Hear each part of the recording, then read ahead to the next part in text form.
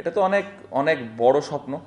এত দূরে যদি আমি এখনো চিন্তা করি তাহলে আসলে বোকামি হবে আমার কাছে মনে হয়। প্রিপারেশন যদি বলেন, আমার মনে হয় প্রিপারেশনটা মোটামুটি ভালোই হয়েছে।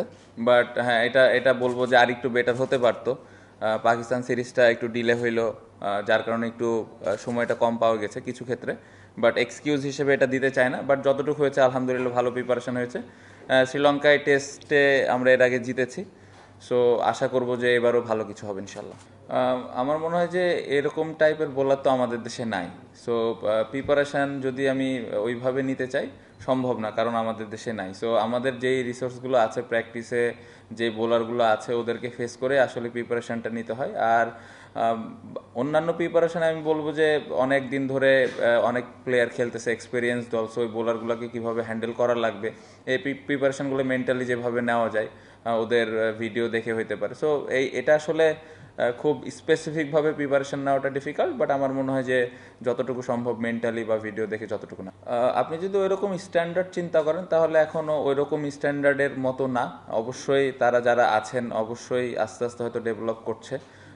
এইগুলা যদি আস্তে আস্তে নেটে আমাদের আসে অবশ্যই আমাদের ব্যাটসম্যানদের জন্য ভালো। বাট আমার মনে হয় যে এই জায়গাটাতে আরও ভালো মানের যদি বল আমরা ফেস করতে পারি তাহলে হয়তো কিছুটা ওদের সাথে ম্যাচ করা যাবে। এটা তো অনেক অনেক বড় স্বপ্ন।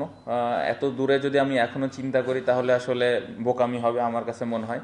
ছোট ছোটভাবে যদি আমরা আগাইতে পারি তাহলে খুব ভালো। কারণ আপনি যদি দেখেন, আমরা যখন শুরু করেছিলাম এর আগের সার্কেলে আমরা একটা ম্যাচ জিতেছিলাম, গত সার্কেলে আমরা 4টা ম্যাচ জিতেছি। সো আমাদের একটু ইমপ্রুভ হয়েছে। সো টার্গেট থাকবে যে এই সার্কেলে কীভাবে আরও 2টা 3টা ম্যাচ বেশি জিততে পারি। সো যদি আমরা এভাবে ছোট ছোট চিন্তা করে আগাতে পারি, কেননা একটা সময় হয়তো বাংলাদেশ টিমও একদিন ফাইনাল খেলবে। বাট খুব ইম্পর্টেন্ট যে আমরা এই বছর, এই নেক্সট 2 বছরের মধ্যে গত বছরের থেকে কিভাবে বেটার রেজাল্ট করতে।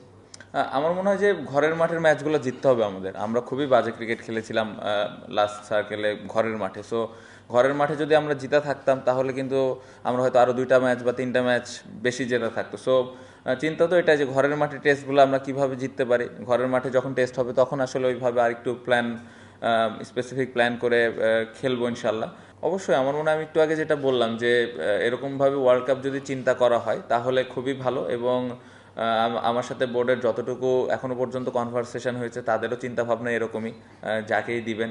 সো অবশ্যই একটা ক্যাপ্টেনের জন্য যদি লম্বা সময় পায় তাহলে ও আসলে ওইভাবে প্ল্যানটা করতে পারে, কাকে কোন সময় খেলাবে, কোন কন্ডিশনে কোন প্লেয়ার খেলবে। আমরা অনেক সময় ব্যাটিং পজিশন নিয়ে অনেক কথাবার্তা বলি। সো এই জিনিসগুলা ওই ক্যাপ্টেনের পক্ষে ঠিক করে ফেলাটা সহজ হয়। সো আমি আশা করব যে এইভাবেই ক্রিকেট বোর্ড দিবেন। এবং অলরেডি তো টেস্টে একটা সুন্দর স্টার্ট হয়েছে, আমি আশা করব যে ওয়ান ডেতেও এরকমই কিছু একটা প্ল্যান করবে।